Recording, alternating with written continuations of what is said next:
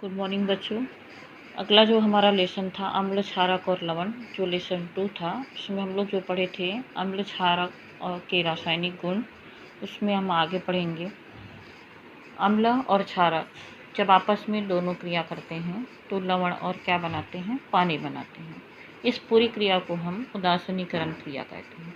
उदासीनीकरण अभिक्रिया किसे कहते हैं? जब अम्ल और क्षार आपस में क्रिया करते हैं तो लवण और पानी बनाते हैं। यहाँ पर अम्ल है HCl मतलब हाइड्रोक्लोरिक अम्ल, NaOH सोडियम हाइड्रोक्साइड के साथ में दोनों आपस में क्रिया करते हैं तो NaCl सोडियम क्लोराइड लवण बनता है, H2O पानी बनता है। इस पूरी क्रिया को हम बोलते हैं उदासीनीकरण अभिक्रिया। जब ये उदासीनीकरण अभिक्रिया कब तक चलती है? जब तक कि अम्ल के जो सारे अणु हैं क्षार के साथ अभिक्रिया नहीं कर लेते, जब तक ये क्रिया जो है कंप्लीट नहीं होती है। और जब ये दोनों आपस में पूरे अम्ल के अणु जो है क्षार के साथ क्रिया कर लेते हैं तो विलयन जो है उदासीन हो जाता है। और यदि हम क्षार में एक और बूंद यदि हम उस विलयन में यदि हम क्षार की एक और बूंद डालते हैं तो विलयन का रंग जो है वो गुलाबी हो जाता है। तब हम कह सकते हैं कि विलयन की प्रकृति कैसी हो गई, क्षारी हो गई, क्योंकि उसमें क्षार की जो मात्रा है वो ज़्यादा हो गई, मतलब विलयन की प्रकृति कैसी हो गई, क्षारी हो गई। ठीक है। अब हम पढ़ेंगे आयनीकरण। आयनीकरण क्या होता है? यह है आयनिक पदार्थ। सोडियम क्लोराइड जो है वो एक लवण है और आयनिक पदार्थ है। इसका जब जलीय विलयन होता है, इसके जलीय विलयन में हम विद्युत धारा प्रवाहित करते हैं तो वो अपने अपने आयन में क्या हो जाता है, विभक्त हो जाता है। ठीक है। तो अपने अपने आयन में विभक्त हो जाता है और जिससे वो क्या करने लगते हैं, उसमें विद्युत का चालन होने लग जाता है ना। क्यों? क्योंकि वो अपने अपने आयन में क्या हो गए, विभक्त हो गए और विद्युत का चालन करते हैं। इससे हमको ये पता चलता है कि अम्ल और क्षार का भी क्या होता है, आयनीकरण होता है। इससे हमको ये पता चलता है कि अम्ल और क्षार का भी आयनीकरण होता है, क्योंकि ये NaCl जो है वो काहे से बना है, अम्ल और क्षार के मिलने से ही बना है। तो अम्ल और क्षार के विलयन से बना है। लवण जो बनाते हैं तो लवण में जो Na के पास में होता है वो प्लस चार्ज होता है और Cl के पास में होता है माइनस चार्ज होता है। तो ये प्लस चार्ज जो है वो कहाँ से आया है, क्षार से आया है, और माइनस चार्ज जो कहाँ से आया है, अम्ल से आया है। ठीक है।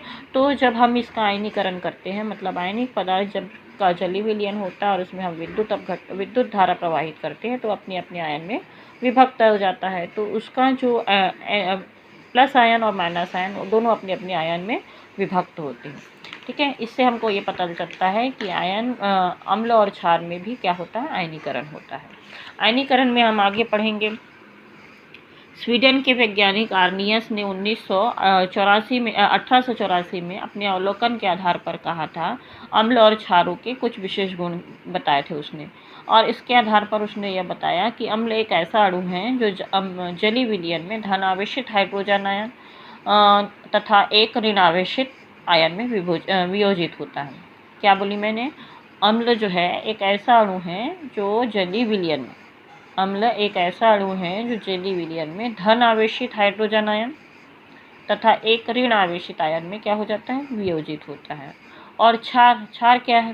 क्षार जलीय विलयन में ऋण आवेशित हाइड्रोक्साइड और एक धन आयन में वियोजित होता है। तो अम्ल और के क्षार की जो परिभाषा थी आर्नियस ने अपने अनुसार से दी थी।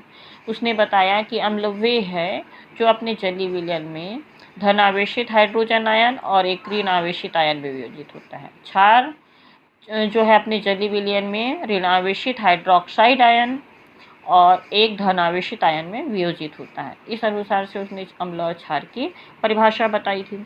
आयनीकरण मुख्यतः पदार्थ की विलयन में सांद्रता और उसमें आयनों के वियोजित होने की क्षमता पर क्या करता है, ये निर्भर करता है।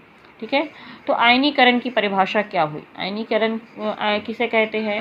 आयनिक पदार्थ जो होते हैं अपने जलीय विलयन में अपने अपने आयन में क्या हो जाते हैं, विभक्त हो जाते हैं, है ना। और यही विद्युत का क्या करते हैं, चालन करते हैं। जैसे यहाँ पर NaCl जो है वो आयनिक पदार्थ है ना। इसके जलीय विलयन में जब ये हम विद्युत धारा प्रवाहित करते हैं तो अपने अपने आयन में क्या हो जाते हैं, विभक्त हो जाते हैं। तो अपने अपने आयन में जो विभक्त होते हैं ये आयन या मूलक कहलाते हैं। और ये पूरी जो प्रक्रिया है वो आयनीकरण कहलाती है। आयनीकरण किसे कहते हैं, फिर से हम एक बार देख रहेंगे।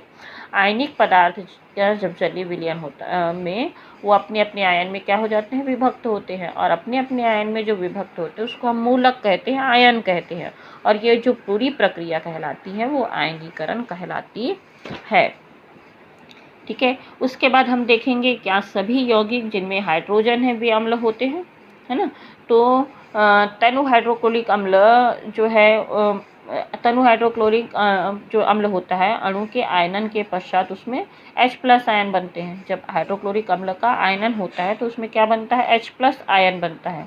लेकिन उसी प्रकार से ग्लूकोज का सूत्र है C6H12O6, है ना। इसमें भी हाइड्रोजन है, तो ग्लूकोज विलयन में H+ आयन नहीं बनते। जब इसका आयनन होता है तो इसमें H+ आयन नहीं बनते हैं। अतः हम कह सकते हैं कि यहाँ वे सभी यौगिक जिनमें हाइड्रोजन है वे अम्ल नहीं हो सकते हैं। क्यों? क्योंकि अतः यह आवश्यक नहीं कि ऐसे सभी यौगिक जिनमें रासायनिक सूत्र में हाइड्रोजन होता है वे अम्ल ही हो। ठीक है, फिर हम लोग देखते हैं क्या अम्ल केवल जलीय विलयन में आयन मुक्त करता है। हाँ, अम्ल जो है केवल जलीय विलयन में अपने आयन मुक्त करता है, क्योंकि HCl जो है केवल पानी की उपस्थिति में अपना अम्लीय व्यवहार प्रदर्शित करता है। क्योंकि पानी के संपर्क में आने पर ही वह हाइड्रोजन परमाणु को H+ आयन के रूप में क्या करता है, अलग करता है। कुछ ऐसे यौगिक होते हैं जो पानी के संपर्क में आकर OH- देते हैं, उसे हम क्या कहते हैं, क्षार कहते हैं। ठीक है, तो जब वो पानी के संपर्क में आएंगे तभी ऐसा होगा, क्योंकि जब वो पानी के संपर्क में आते हैं तभी वो अपना अम्लीय व्यवहार प्रदर्शित कर रहे हैं। और जब अम्लीय व्यवहार प्रदर्शित करते हैं तो वो H+ आयन देते हैं, वो अम्ल होंगे। और OH- आयन मतलब हाइड्रोक्साइड आयन देंगे, वे ही क्या होते हैं, क्षार होते हैं। तो कोई भी अम्ल या क्षार कितना प्रबल या दुर्बल है यह उसके आयनन की मात्रा पर निर्भर करता है। प्रबल अम्ल तथा क्षार के अणु पूर्णतः आयनित होते हैं, जबकि दुर्बल अम्ल तथा क्षार के अणु आंशिक रूप से आयनित होते हैं। जो प्रबल अम्ल होंगे, अम्ल या क्षार जो प्रबल होंगे वो पूर्ण रूप से आयनित होते हैं, है ना। और जो प्रबल नहीं होंगे, दुर्बल होंगे, वो आंशिक रूप से आयनित होंगे। तो हम प्रबल अम्ल और प्रबल क्षार की परिभाषा हम बता सकते हैं। दुर्बल अम्ल और दुर्बल क्षार की परिभाषा बता सकते हैं कि प्रबल अम्ल और प्रबल क्षार हम किसको कहेंगे, जिसमें पूर्ण रूप से आयनन होगा। और दुर्बल अम्ल और दुर्बल क्षार जिसमें आंशिक रूप से आयनन होता है वो कहलाते हैं दुर्बल क्षार कहलाते हैं। ठीक है, तो अम्ल व क्षार विलयन कितने प्रबल है, इसको करने के लिए हम लोग किसका, pH स्केल का उपयोग करते हैं, है ना। तो H+ तथा OH आयनों के आधार पर उसके अम्ल तथा क्षार के रूप में पहचान हम करते हैं। ठीक है, और वो कितना प्रबल है और कितना दुर्बल है इसको हम लोग pH स्केल की सहायता से बता सकते हैं।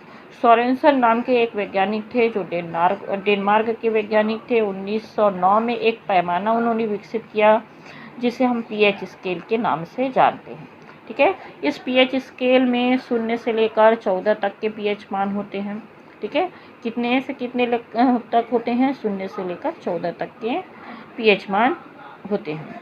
ठीक है, और इस आधार पर हम कौन सा विलयन कितना ज़्यादा प्रबल है और कितना दुर्बल है इसकी हम पहचान कर सकते हैं। आगे के वीडियो में हम pH मान के बारे में और भी पढ़ेंगे।